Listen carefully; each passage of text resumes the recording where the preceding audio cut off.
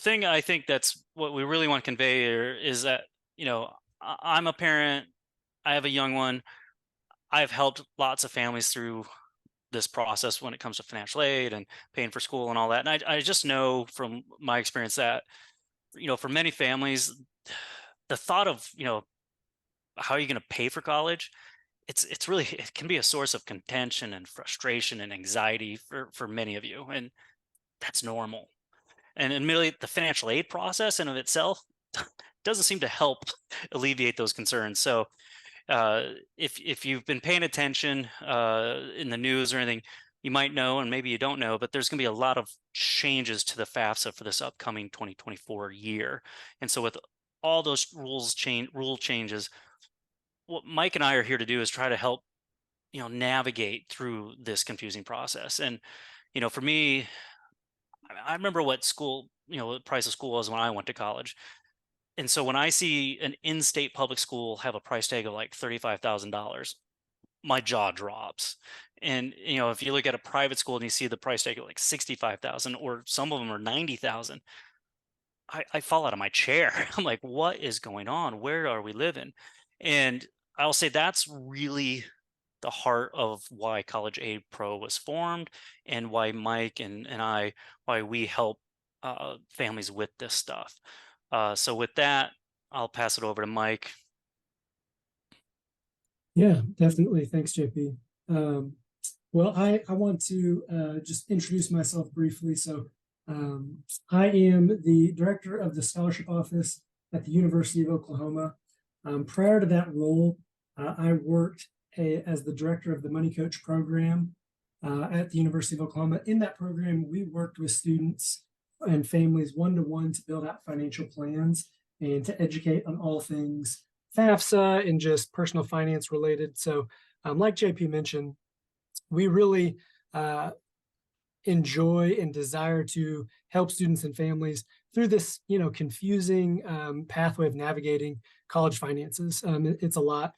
So when I came across College Aid Pro, having worked in this industry for a while, and seeing what their values are, and I know we kind of skipped over the our mission slide, but it's really our mission is to end the debt crisis, right? And that's showing you how to be a smarter shopper when it comes to college, right? We want to empower families to be smart shoppers. And so this webinar tonight hopefully will give you at least a few nuggets to walk away from the webinar tonight with, but we'll also give you additional resources and opportunities beyond that, because again, we know that this is challenging, and it's not something that, after 1 hour, you hear a bunch of good information and then you're like, all right, I'm good. I'm set. I'm ready to move forward, right? It's a process. It's a lot of learning, a lot of action steps, a lot of implementation. And that's what we're here for. So I'm excited to be able to run through this stuff and work through that. JP, I don't feel like I gave you the opportunity to introduce yourself. We want to back up and have you introduce yourself a little bit more, or? Yeah, sure. I'll take a second. So I used to work in enrollment services at USC. I worked alongside the admissions office, where I was a director of financial aid. And I traveled all over the country explaining how financial aid worked at USC, but also other colleges. And after that, I left the financial aid office and then went and worked in the dean's office. And I ended my tenure as an adjunct faculty member, teaching classes, working with students. But what happened was, families who had my contact information from my financial aid days, like, they kept referring their friends and family to me and saying, "Hey, can you help them? Can you help them get admitted, or can you help them with their financial aid?" And so, what started off as a side gig, it eventually grew to becoming my main job. And now in my private practice, I help high school students find great colleges and then help them create a winning admission strategy. And but for the parents, I help them qualify for as much free financial aid as possible. And to that end, I use the CAP software with my families because I'm trying to help them find colleges that are affordable for them, that fit their budget.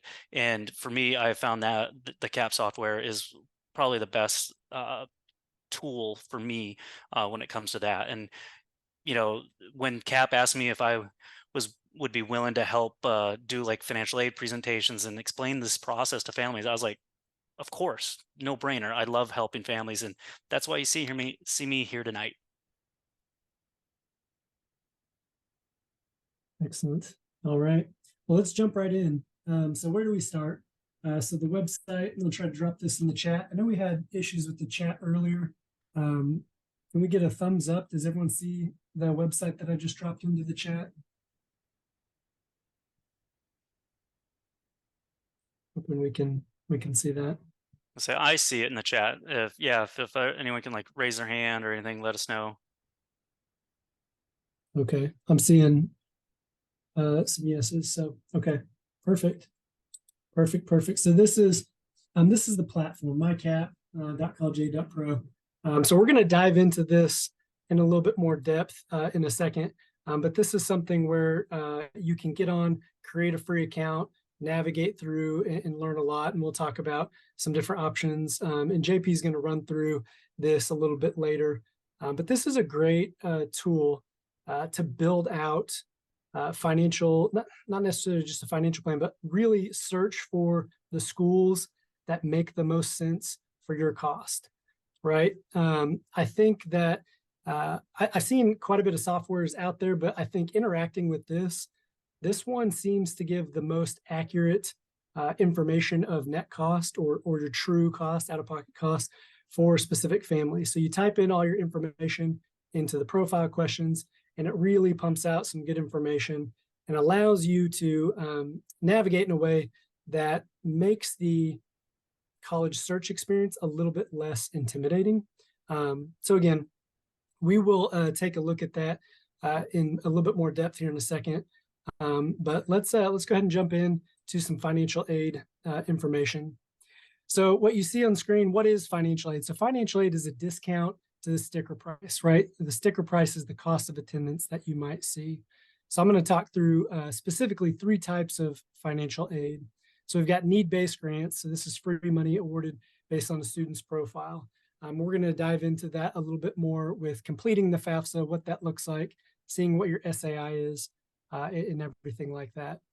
Then we've got merit-based scholarships, and this is free money based on a student's talent profile. And again, we'll dive into this a little bit more as well. And then self-help. This is things like loans, work study, things of that nature. So again, this is not free money because loans, you're going to have to pay that back at some point. Work study, you have to work for it. It's not given for free. So one of the things JP and I were talking about is a good analogy he had. JP, do you want to share that about the discounting and cost of attendance? Sure, and I think you're being kind when we say it's a good analogy. It's probably a corny analogy, but it's what it came to my mind. So I'm just curious here. Does anyone, when you go to get groceries, buy groceries, do you use a grocery store app? And for example, I know I'm very familiar with the Denver area. I'm there quite frequently. So let's say you're going to shop at your local King Soopers. And we know that's really just Kroger, but they have an app. And so let's say you're in you need your wife. In my case, my wife sends me out and says, "Hey, go buy a family meal kit." And the sticker price on the shelf would say maybe $15. But when I go to the store, they might say, "Hey, it's on sale today for $13." But if you go to the app, you might find that as a member, you might get an extra discount and that price drops down to $10. That's sort of what like colleges do. They have their sticker price. In my opinion, it's artificially inflated to begin with. But if you want to get the lowest price possible on something, first you need to know how to shop around, but you also need to know what is the true lowest price you can get it at. And that's what we try to help you with, to help you figure out. Yeah, that's perfect. So I want to talk about this is, put it on my director of financial aid hat here. This is where I get excited. I get a little nerd out here. This is what I call the fundamental formula to need-based financial aid. And I just want you to take a look at it. Face value, I think it seems very simple, if you will. Take the cost of attendance, the school sticker price, and that entails tuition, room and board, a budget for books, a budget for fun money, admittedly a small budget, but a little budget for fun money, random stuff. It's the cost of attendance, the sticker price. Then you guys are going to fill out financial aid forms, and we'll talk about more of those in a second, but you fill out the financial aid forms and it's going to determine a student aid index. Now, if anyone here has older kids, if you've gone through this process, we would have said last year it determines your estimated family contribution, EFC, but one of the changes that's going on in 2024 is they renamed it to student aid index. Same principle. They're going to determine your SAI, and you subtract the SAI from the cost of attendance, and that tells us how much you need, financial need, for financial aid. Now, again, I said at face value, this seems like a very simple, straightforward formula, but in truth, it can get a little more complex than you might realize. I got a few examples here. So let's say you are applying to a bunch of schools and you say, I'm going to go, the child's going to live on campus, and they have their cost of attendance, their sticker price. You fill out the financial aid forms, and then the school tells you you need, I'm going to make this number up, you need $20,000 in aid. And let's say it's a good school that has financial aid and they give you that $20,000. You're like, yes, this is great. Hey, this school's local. I'm going to save some money and I have my child live at home. Did you actually save money? No. What did you do? You lowered the cost of attendance. And because you just now took out the room and board component, or severely reduced the room and board component. So you reduced your cost of attendance. Your student aid index is still the same. So your need just went down dollar for dollar with your cost of attendance. So now they are going to reduce their financial aid. And again, I'm assuming they met your need 100%. So in that scenario, you thinking I just saved some money, you really didn't. It's going to be the same cost to you. So that's just one way that this formula can get a little complex. Let's talk about another way. Depending on where you save your money, or how you save your money, or maybe how you value your business, or how you value real estate, all of those kinds of things, the way those are all factors in determining your student aid index. So depending on where the money's located, that can have a profound impact on one family's SAI calculation versus another family's SAI calculation. And what I always say is no family is like another family. And this is why I get frustrated when a family tells me, "Oh, I know I won't qualify for any financial aid because my friends told me I won't because they didn't." And I'm like, "Stop listening to your dumb friends. You're not the same as them." So I have helped countless families who said they won't qualify for financial aid because they were told that. But in truth, I did help them qualify for financial aid. So I always tell families, fill out the financial aid forms. Let the schools decide if they're going to give you financial aid or not. Don't knock yourself out of the running by just assuming. Last example I'm going to give you, just to show you how complicated this can be in real life. Let's say, again, I'm going to make up the scenario. You applied to two different schools. You needed $20,000 in financial aid. Let's say the first school is a great school where they meet your need. So how do they do that? Typically what a school does is say, hey, you need 20,000. We're going to go to the federal government and say, what do you have, federal government? They're going to say, we got grants, we got work study, we got loans, whatever. The school's going to say, well, let's plug in the federal funding first. Then they're going to look and say, and maybe I'm going to make this up, maybe it's $7,000. Then they're going to say, hey, does the state have any aid? And depending where you are, maybe they do, maybe they don't. Let's just assume no. Let's say there is no state aid. And then they go, okay, well, you need 20. You got 7 so far between the federal and state. There's a gap of 13. We're a great school. We're a wonderful school. We're going to give you that $13,000 in grant money. Hallelujah. We love it. It's a great school. Second school, though, says, hey, you needed 20. The feds could give you 7. There was no state. We know you need 13 more, but we just don't have it. Maybe we can give you 5,000. So there's a funding gap there of $8,000. Okay, not so cool, but whatever. Hopefully you're understanding where I'm at with this. And if you want, write it down on a piece of paper. But this is, you take these two schools who had the same numbers. Now, let's say your child gets a scholarship, and I'm going to go into Mike's territory of scholarships, but let's say your child wins a scholarship. Let's say it's for $5,000. You're like, this is awesome. That first school who said you needed 20,000 and you got 20,000, that 5,000 scholarship does not go on top. You don't get 25,000. Federal regulations say if they needed 20 and you gave them 20, that's all they more or less can have. So they got to fit that $5,000 scholarship within the $20,000 of aid they already give you. So it's not going to improve the quantity. Now, some schools are kind of jerks and they'll just take away their scholarship and replace free money with free money. That's not fun, but some schools do that. Other schools will say, hey, congrats, you won that scholarship. We can't give you more, but what we can do is we can improve the quality. So we'll let that scholarship replace some of our federal loans and some of our federal work study. Hey, great. I'm happy with that. Do what I can. So that's how it might play out in the first school. In the second school, where you needed 20, but you only got the 7,000 in Fed, and you got, like I said, $5,000 from the school. So there was a funding gap of $8,000.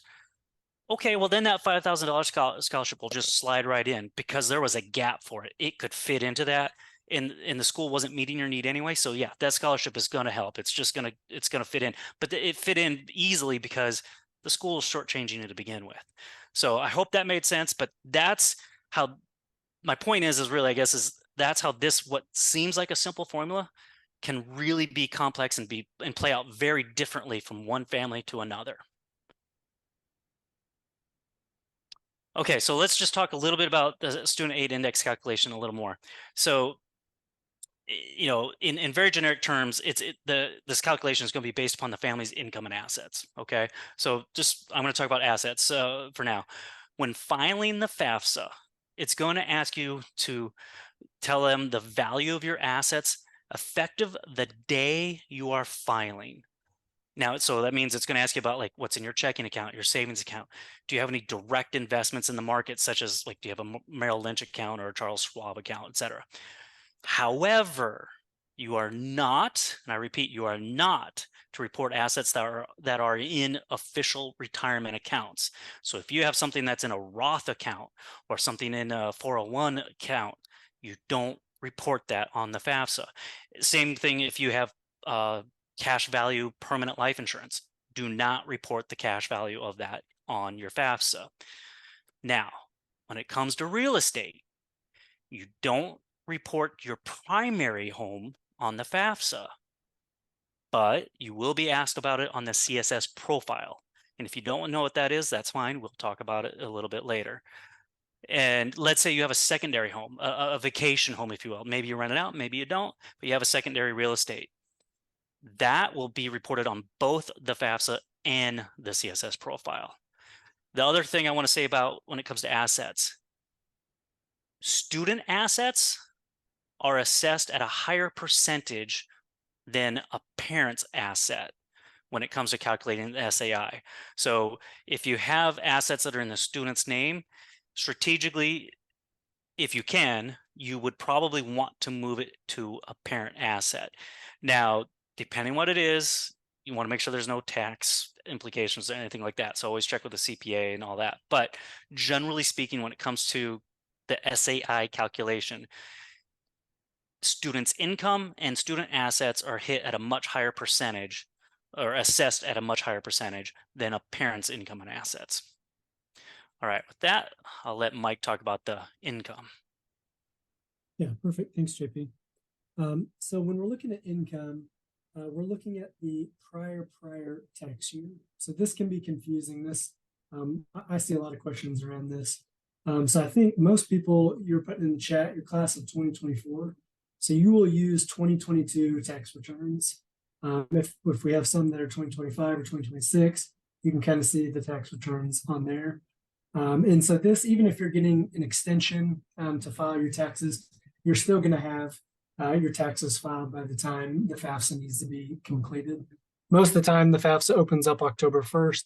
We're going to talk a little bit later about the delay this year and some of the changes. But most people at this point would already have their 2022 taxes completed. But again, with extensions, it can go back a little bit longer, but it still accommodates for that, which is part of the reason why they use that prior tax year. You can see on income, parents are using line 11. One thing with students, the income allowance is up to $9,000 $410. Even for, high school students that are working, a lot of times students aren't getting up to that threshold. So that's important to know in terms of how the income might impact these calculations. And then you say on there, is debt considered? No, but what does that mean? So it doesn't ask about your living expenses. It's not asking about your current debts. They do give you a very modest allowance for living expenses, but it's based on a number of different things. And to give you an idea about how modest it is, it's very close to matching poverty guidelines. This is why the calculated SAI is really never that accurate, which I mean JP kind of hit on it a little bit. So that's need-based aid. Well, so what if we don't qualify for need-based aid? Let's take a look at that. So let's say you fill out your profile in your CAP account and it says your SAI is listed at a very high number, and you can tell from that, okay, I'm not qualifying for any need-based aid. So what happens next? In that situation, we still have a couple of options. The first thing is that we can focus on merit-based aid and look at what that looks like from different colleges and non-school sources. And just as a side note to really put reemphasize this, every family should file a FAFSA, even if you don't believe that you're going to qualify for need-based aid, right? Every family needs to file a FAFSA. It's extremely, extremely important. And that's because some colleges out there actually require you to file a FAFSA to be considered for merit-based aid. So it's extremely important. I'm also going to talk a little bit later in more depth about some schools. We'll look at your SAI when reviewing your scholarship appeals. University of Oklahoma does that. It's not necessarily looking for need, but we won't review any scholarship appeals if there's no FAFSA on file. So again, reemphasizing, make sure to have a FAFSA on file. So again, we're going to hit on the MyCap profile a little bit more. So schools, they vary school by school based on what they offer. So the Ivy Leagues, they're not going to offer merit-based aid, and I'm going to dive into that a little bit more in the next slide. But it's important to know what schools are offering what aid, specifically need-based and merit-based. But beyond merit-based aid, a second option is to look at value schools, right? Those are ones that don't, they're not artificially inflating their prices, but they're trying to align their price tag with the true cost. So an example is Bridgewater College, right? They announced that their business model, and we refer to colleges' plans as business models in higher education, is to get away from inflating prices just to offer discounts. And instead, just going to a more transparent, hey, here's a lower price tag, and here's what we're going with, right? It gives you more of the idea of what that value is going to look like. And we've got some other examples on there. But I want to dive a little bit more into merit-based aid now. So with merit-based aid, this is something that, again, typically has nothing to do with your financial situation. Merit-based is off of test scores, GPA, leadership, a number of different things. One important thing to note is this is typically through the Office of Admissions. At OU, it's Office of Admissions and Recruitment. Being in the scholarship office, there's a lot of confusion around that, but we partner closely with our Office of Admissions and Recruitment to make sure, obviously, we're well-versed in all of our merit-based scholarships, but there's a lot of things that go into that. But it is a recruitment tool, right? This isn't intended to entice students to attend the school. So you've got your sticker price, and then you can see, okay, well, here's my GPA at this point in high school. I have one test score, but I'm going to retest. Here's what I can get, right? Those are posted on the websites, and the MyCap profile allows you to input information, and we can dive into that a little bit more. But that's the idea, is that's to entice you to attend that school. And these are usually 4-year awards. So one thing that I think is really important is to not get confused by the award letters. the school wants to communicate that they're doing an excellent job giving you money, right? So if you have an award that's $10,000 a year, they're not going to communicate it that way. They're going to say you received a $40,000 scholarship, right? And in the fine print, right in the scholarship letter, they're going to tell you that's broken up over 4 years, but they list that total value first, right? Because they want to put their best foot forward and show you, look at all this money we can offer you with those scholarship letters. I already mentioned, it usually is based on grades, test scores. Um, Thinking about different awarding methodologies, one thing to remember is that some schools will award merit-based aid by looking at test scores and GPA, but some schools they've adopted more recently admissions based on test optional admissions, so holistic approach to admissions. With that type of admission, there still needs to be scholarships that coincide with that. So most schools are going to have test optional scholarships, and they're going to have GPA and test score scholarships. So that's important to know, because what you see on the website is probably going to be without the test optional admission. It's going to show test score, it's going to show GPA.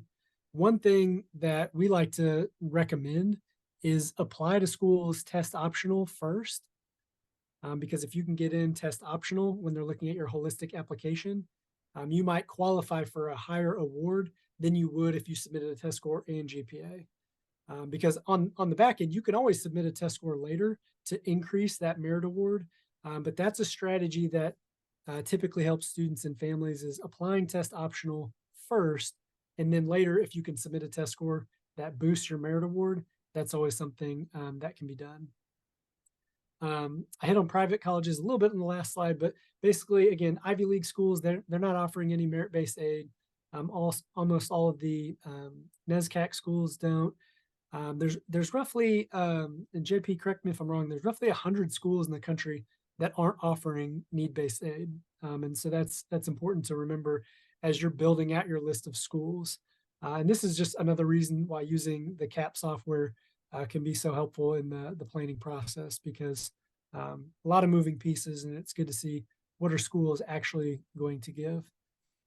So in saying that, this might be a good segue to maybe jump over to the MyCap profile. And JP, do you want to take a deeper dive into the MyCap to kind of show what Yeah, benefits? for sure. Yeah. Before I do though, I got a personal question though, Mike. Is there any scholarships based on the length of beard?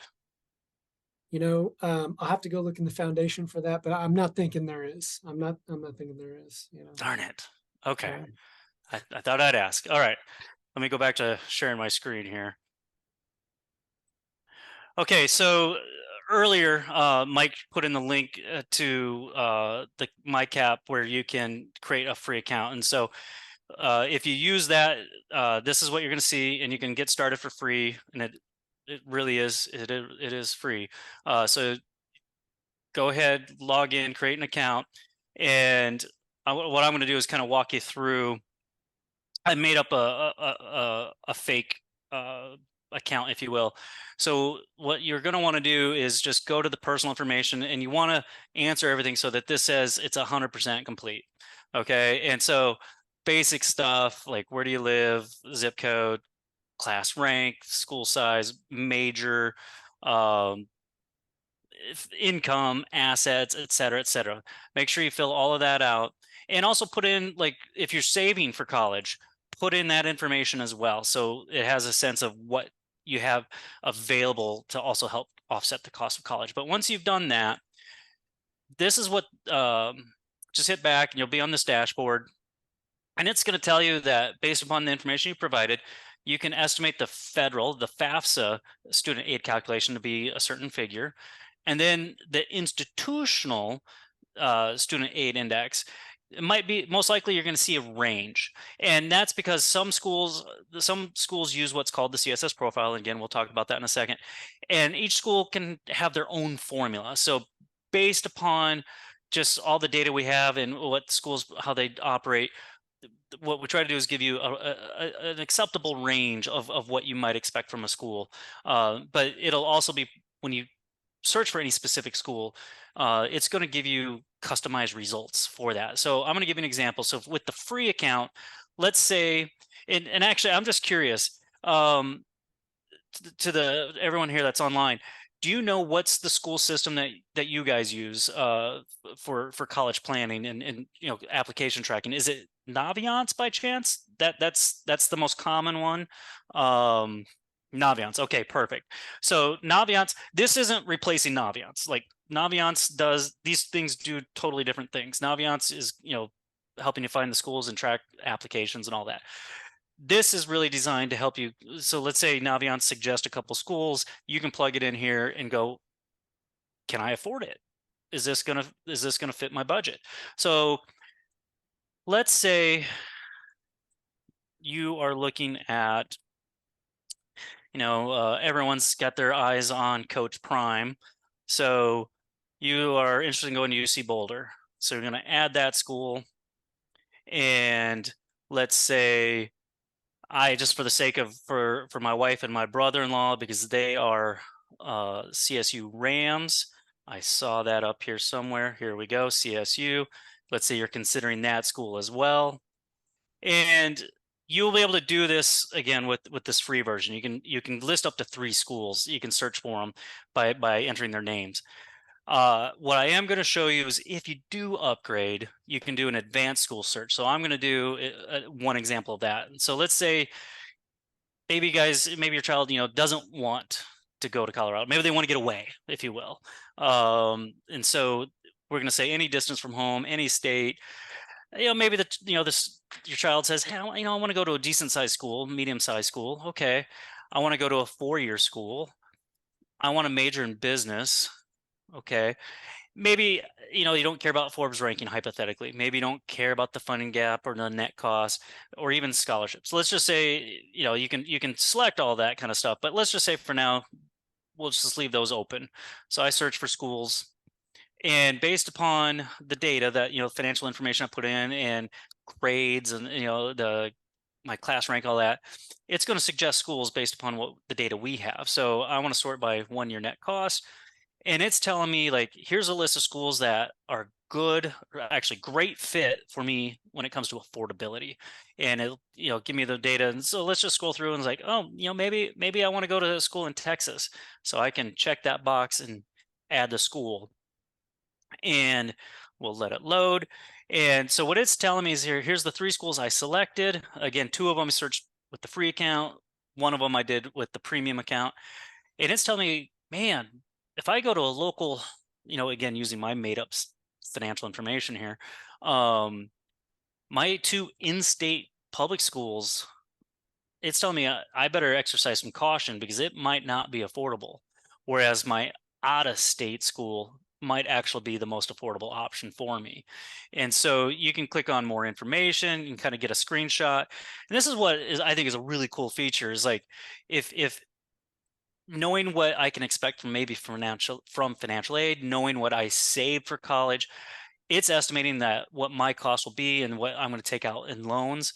And if I do a 10-year repayment plan, which is the standard, this is what I'm probably expecting for my loan repayment. Or if I did a 25-year payment plan, this is what my monthly payment might look like. But I said my major, is business management. My estimated take-home pay is going to be this.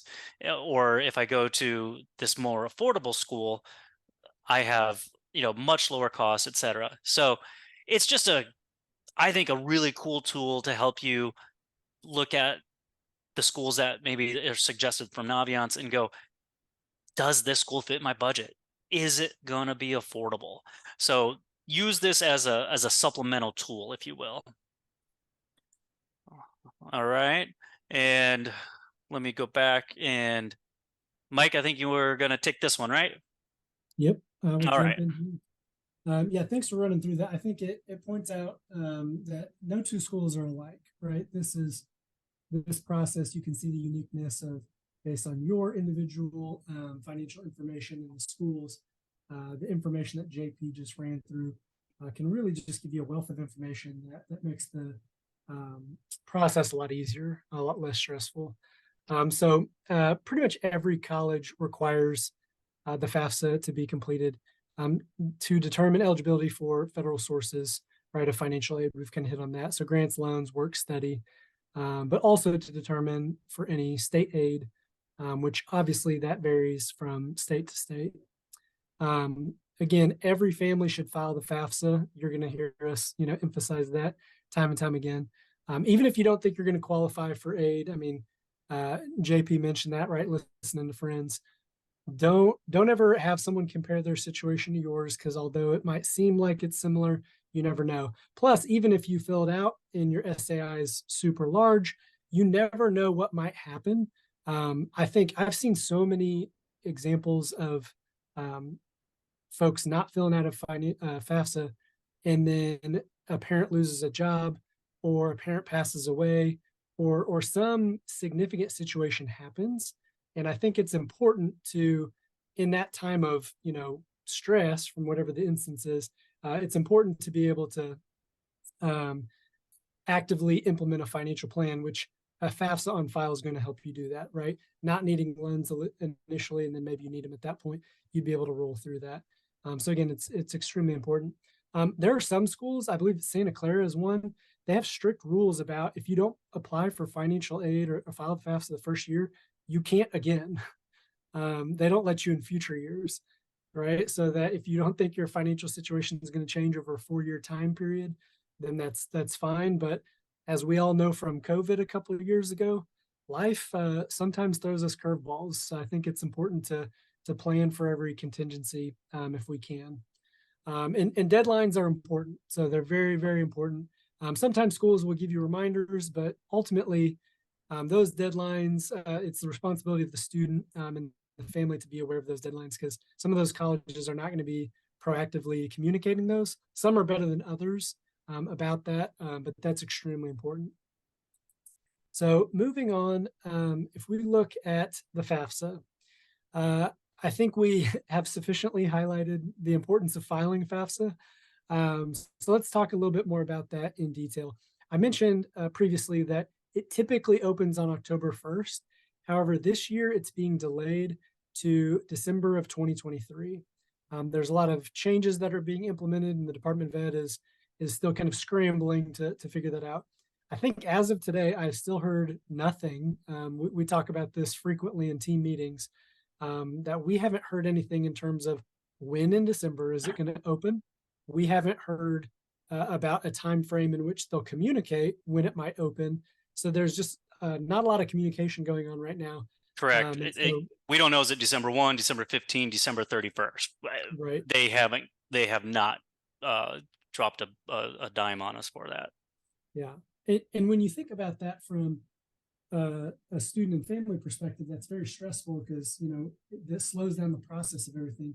But it also does that on the university side, where they're going to have to update systems and coding, and then not be able to offer students some financial aid notification letters until several months later than they normally would because of this late delay. So it's really throwing students and families and colleges kind of in this whirlwind. But we'll talk about the specific changes a little bit later. Again, I mentioned prior year is what we're looking at for the income year. So I think, again, most people on this call are looking at class of 2024. So we're using that 2022 income year for that. The custodial parent will submit the form. So this is important because this is something that's changed just a little bit. So for example, the families where parents are divorced, the definition of a custodial parent has changed. So if excuse me, if there are any divorced parents that have older kids who have gone through this, the way that you've done it previously, you'll want to revisit that, right? This is important. So the custodial parent is who's supporting the student the most. And there's other intricacies to this as well. So let's say that parents are divorced, but the custodial parent has remarried. The new spouse's financial information is also going on that form.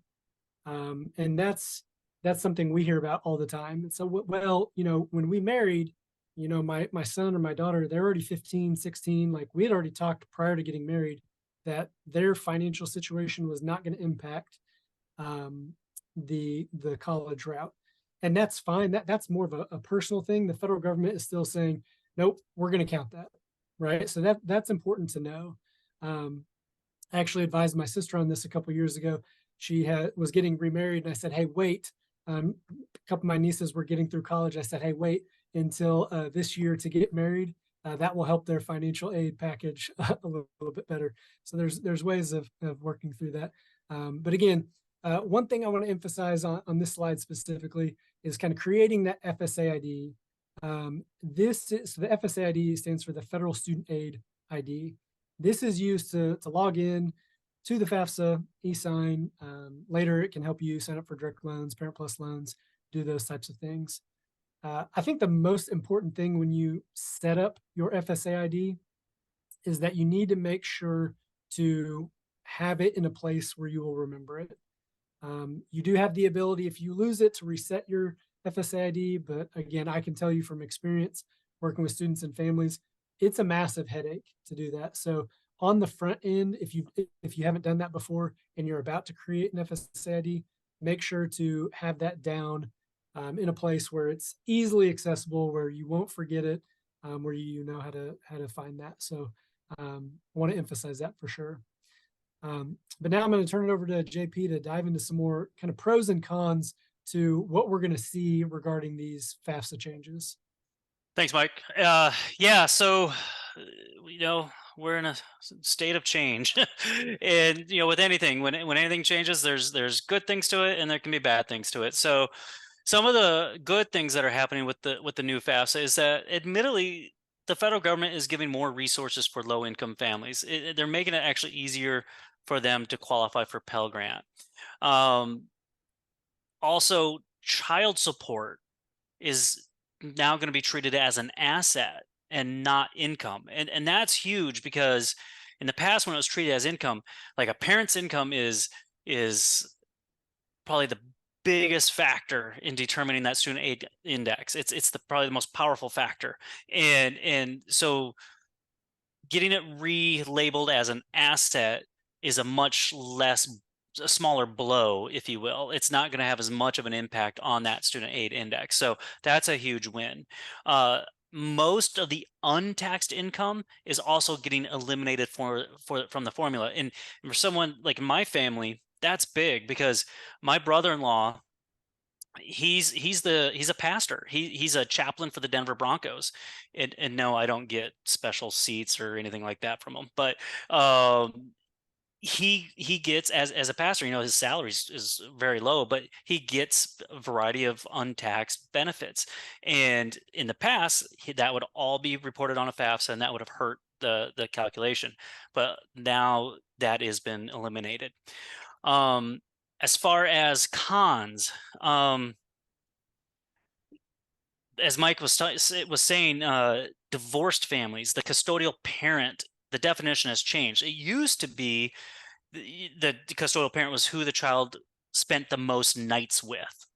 And obviously, me doing what I do strategically, I would make sure that custodial parent was the one who had the less income and assets.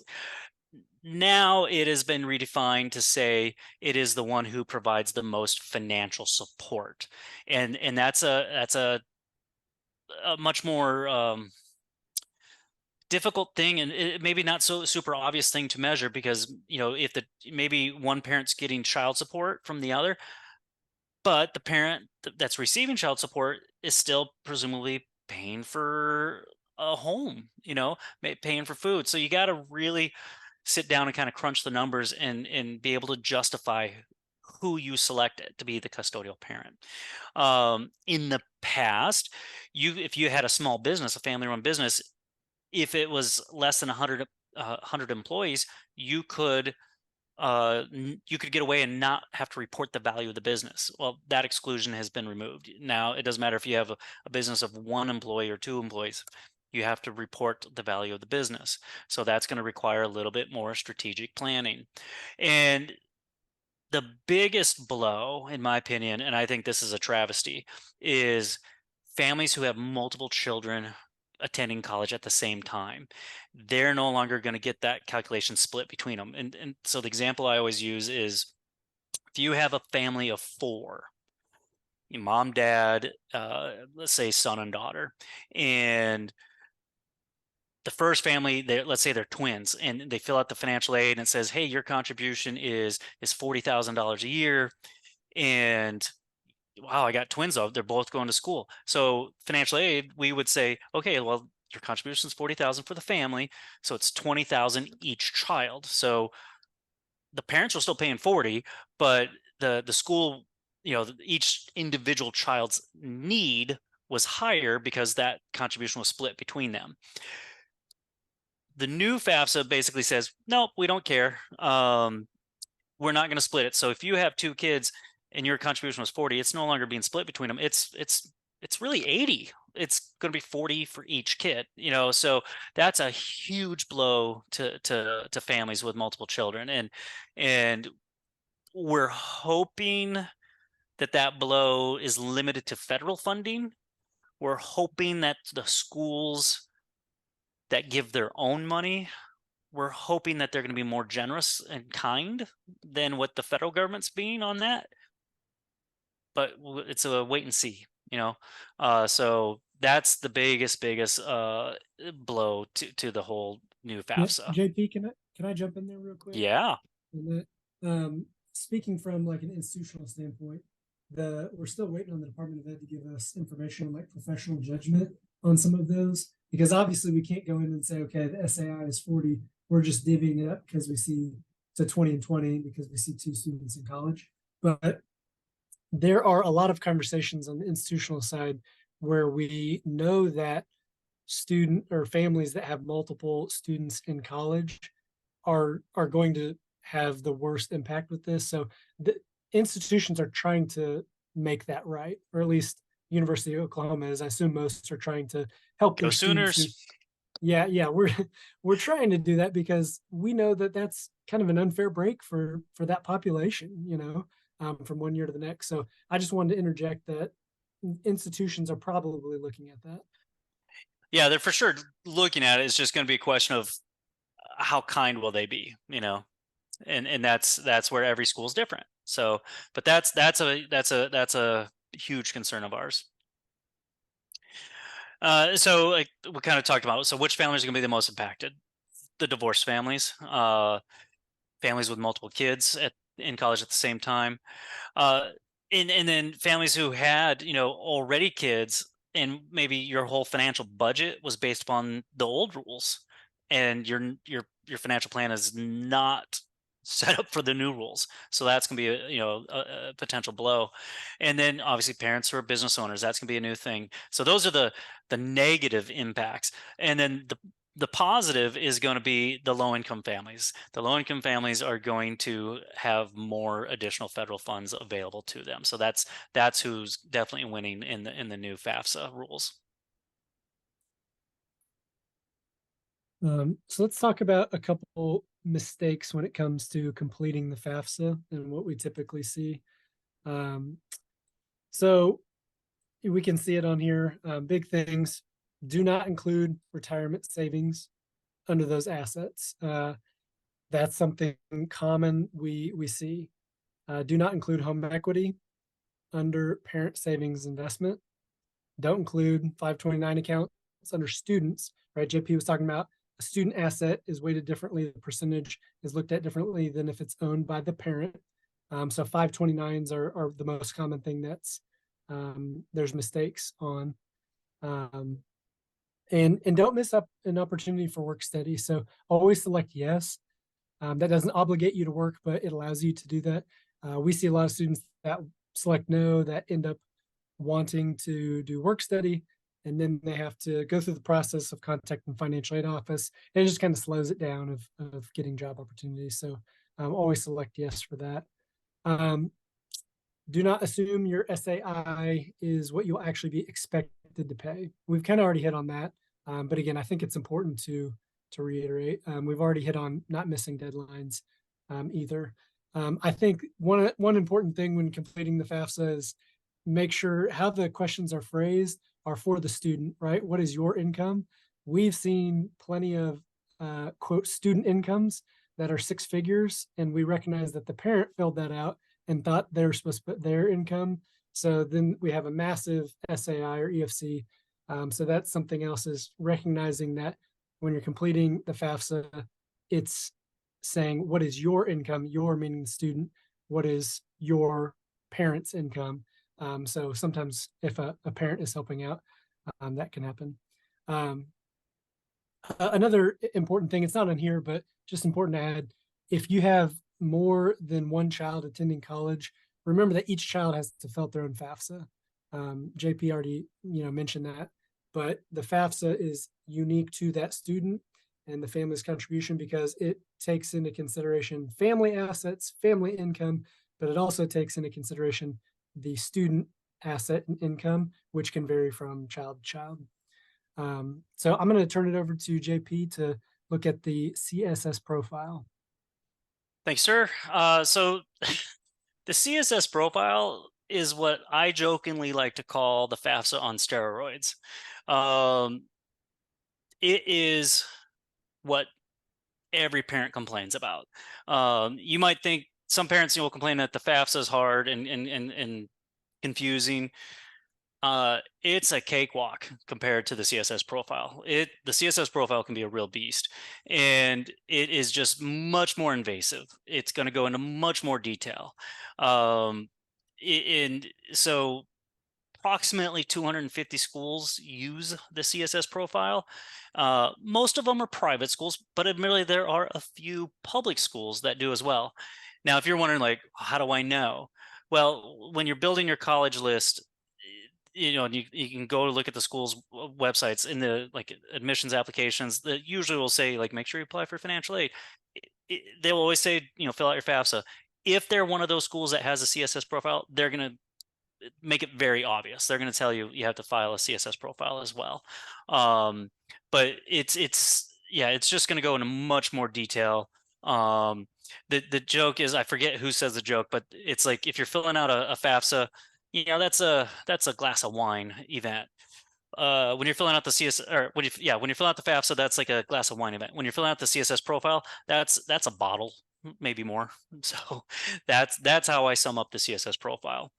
As far as the common mistakes with the profile, you don't answer a question if you're not required to. So, some of them, they won't say that they're required, so don't answer them. I always say don't kind of go into lawyer mode. Don't overstate, or don't answer a question you weren't asked. When it comes to valuation of your real estate, like your home, a lot of families will just innately overvalue it, and I think we go into the mode of like, if I was to sell it, what's the top dollar I could possibly get for it? And what do we usually do? We go to websites like Redfin or Zillow and all that. Don't rely on that. There are other resources you can use to try to get a valuation of the home, and even like on Zillow and Redfin and them, they put disclaimers saying that these are not like legit estimates. These are not legit market valuations. These are just their guesses. So there's multiple resources you can use to try to figure out what is the value of your home. I tell my families, pick the lowest, document it, why you used it, but don't overvalue the primary residence. 529 accounts, they're not a student asset. Even if you saved it and you're like, oh, it's meant for my son or my daughter, they're not the student asset. They are the parent asset. And that's a good thing. You want that. Because again, if it was in the student's name, if it truly was a student asset, it's going to get assessed at a much higher percentage. You want it to be a parent asset. On the application, it'll ask you like essentially to the effect of how much can you pay, or how much are you willing to pay for college? Don't over answer that question. I literally had a family this is back in my financial aid days. I had a family in my office one time where when they filled out the FAFSA and CSS profile, it said their contribution it was a super low number, like $4,000. And we were assessing it at 10,000, and I had to dive in to figure out why. And it's because on the application, financial aid application, they wrote for this question, they wrote $10,000. And they came to me like, we can't afford this. And I was like, well, why did you put $10,000? And their response was, we were afraid the admissions wouldn't accept us if they saw how much money we need. So we put a number in there.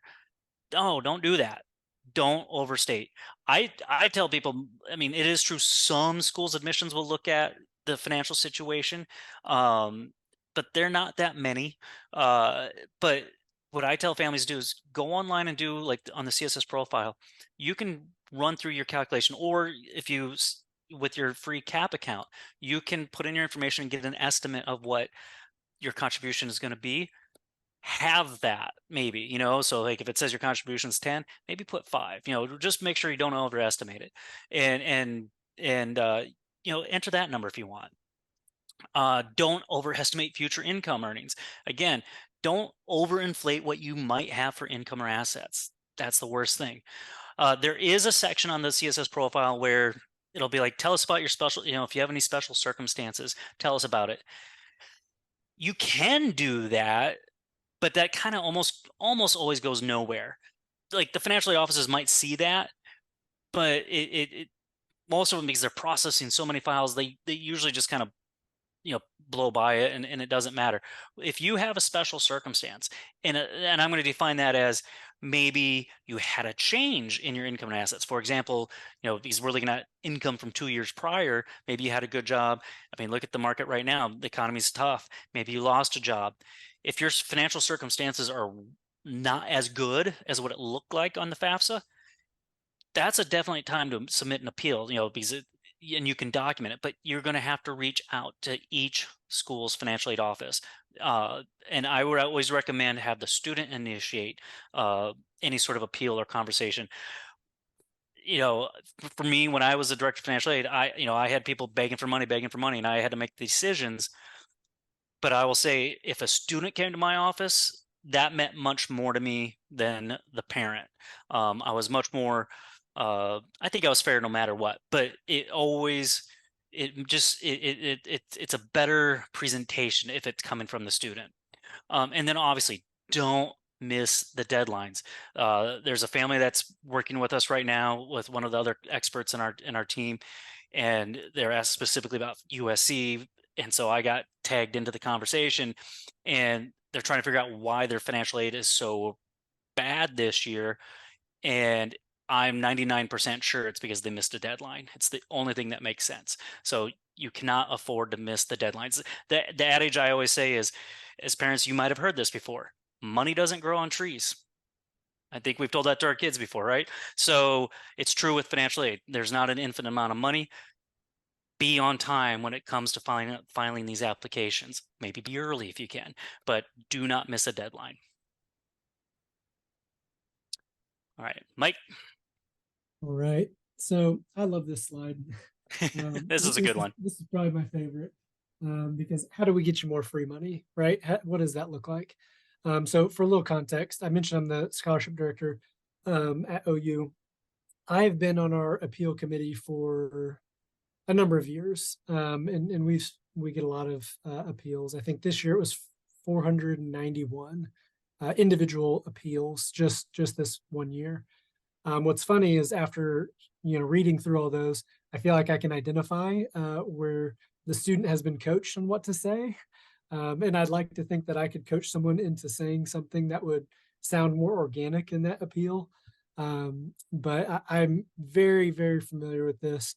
So let's dive into how do you appeal to make sure you can get additional money at that college you want to go to. So make sure to share context for the background, right? Know that the school is going to pull in information when they're reviewing the appeal, right? They're going to pull in the FAFSA on file. They're going to pull in your different information. So your appeal, what you're communicating is your uniqueness, right? And that's important. Some schools will not even review an appeal if you haven't completed a FAFSA. So again, it's not saying you have to show financial need from completing a FAFSA, but some schools will say you appeal, you didn't even complete a FAFSA, we're not going to review it, right? Even if your appeal is completely merit-based and it's not need-based, they still won't review. I think showing awards that colleges have offered is helpful if it's done in the right way. What I mean by that is, in most cases, you're not wanting to just go and say, "Hey, this is what this other school offered me," and then say, "Match that." Right? That's not going to get the JPs of the world, the Mikes of the world to say, "Okay, let's give this student more money." But I think what's more compelling is you share, "Hey, this is what was offered at Colorado State, but I want to go to Colorado. I want to go to your school. I want to be here. This is what's important to me, and this is why it's important to me." And that's more appealing from the institutional side, right? Why do you want to be there? So that's why you'd show the awards. Um, you can consider sharing information like medical bills or other situations causing financial strain that might not be considered on taxes. But be careful with this, right? Because some people will share what they feel like is a financial strain, but it's something that again will not be viewed well. By that I mean, let's say you're the youngest of four kids, and in your appeal you put, "Yeah, there's a big financial strain on my family because they've paid, out of pocket for the other older three siblings." That's that's not necessarily going to um, draw the committee to just hand out a bunch more money, right? But specific medical issues, things that are outside of your control or outside of your family's control that have happened to you, if you share those things, that's going to be something that's going to be more helpful in terms of giving additional context. Be persistent, but be gracious, right? Be thankful for the opportunity, and like I mentioned earlier, make sure to show interest that this is the school I want to go to, right? I want to be at your school, but my only hesitation is the financial plan. This is where I want to be. This is my only concern. If they deny and you want to be persistent and go back, again, just show appreciation, show gratitude for them reviewing it, and then say, would it be possible to maybe share additional context and, ask for another appeal.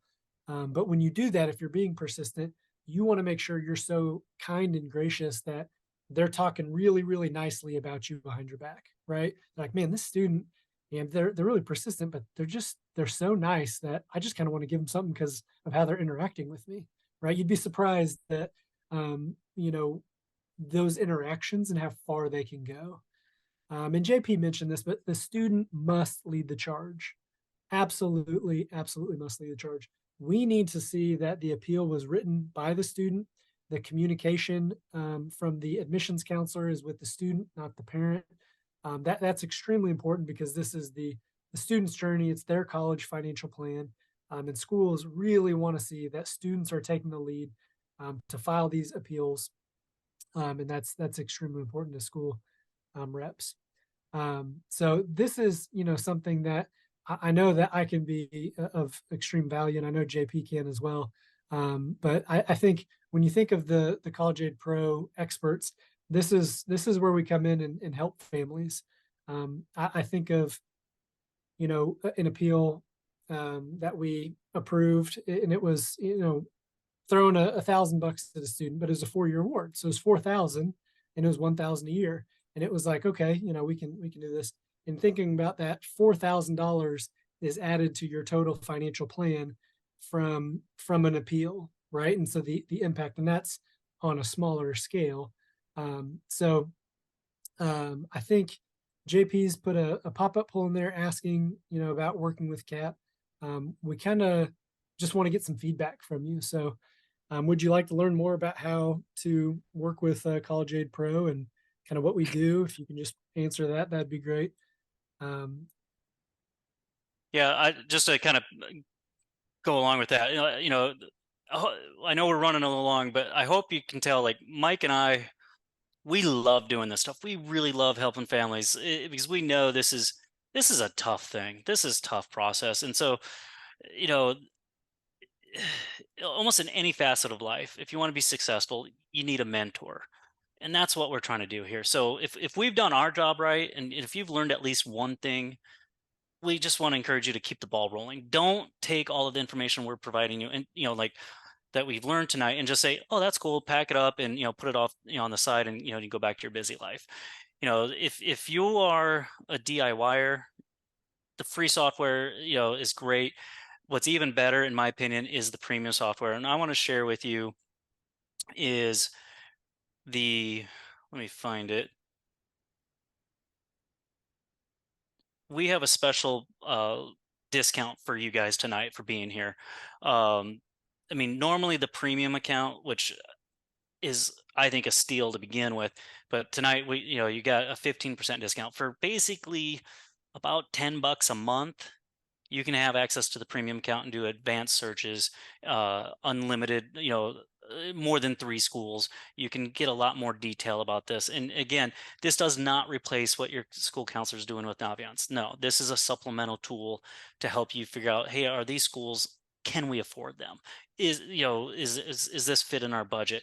There's resources and help look for scholarships and everything like that. There's a tutorial on how to fill out the FAFSA line by line. There's a tutorial about the CSS profile. You get a bunch of assistance from us. And then if you have a situation where man, I think I need a little specific guidance on an issue, or I want to make sure this is done right, it's really a smoking deal. You can sign up for the premium plus expert package, and you can basically get an hour with like Mike or me or any of the other experts. And if you want to sit down and go through your situation, um, we're happy to help. It's what we're here to do. We're wired to do that. And then lastly, I'll just say there is the what we call the jokingly the "wake me when it's over" package, the more of a full service package. And there's different nuances to this, but this is where basically you parents, you can just kind of sit to the side. We'll keep you, afloat with information, but we'll be working with your child. We'll be helping you with the financial aid. We'll be helping you, make sure everything is right as possible, getting the schools fit for you. But that's clearly a bigger financial commitment. And I've heard the Matt multiple times today. I did a few other presentations earlier today, and they're sincere about this. Like, we know this is a big commitment. So if you want to do something like this, go ahead, book it, and then you can email support and say, hey, I just need a gut check on this. And you can email support and ask for a consultation, kind of a like, hey, is this what I really need, or is this really going to be helpful? You can talk to one of the experts that does these packages with families. And if you change your mind, you change your mind, you can get your money back. That's fine. But that's a much more like white glove, if you will, service available for families. But um, let me put in the comments, or maybe Mike, did you put in the comments that link, or let me do it? Mm, Let me do that right now for anybody that wants to utilize this discount. This isn't a normal landing page. This is a special landing page just for you guys with these discounts. So, but again, if you're a DIYer, I think the premium software is an amazing deal. If you I think if you want an expert, by all means, it's a great time to get it. The final thing I'm going to put here in the comments, I know we didn't get to quite all the questions. I think we tried to get through most of the questions, but there's some questions that came through where maybe it's a bit more specific, and whatnot. So what I'm going to do is I'm now going to put in a link.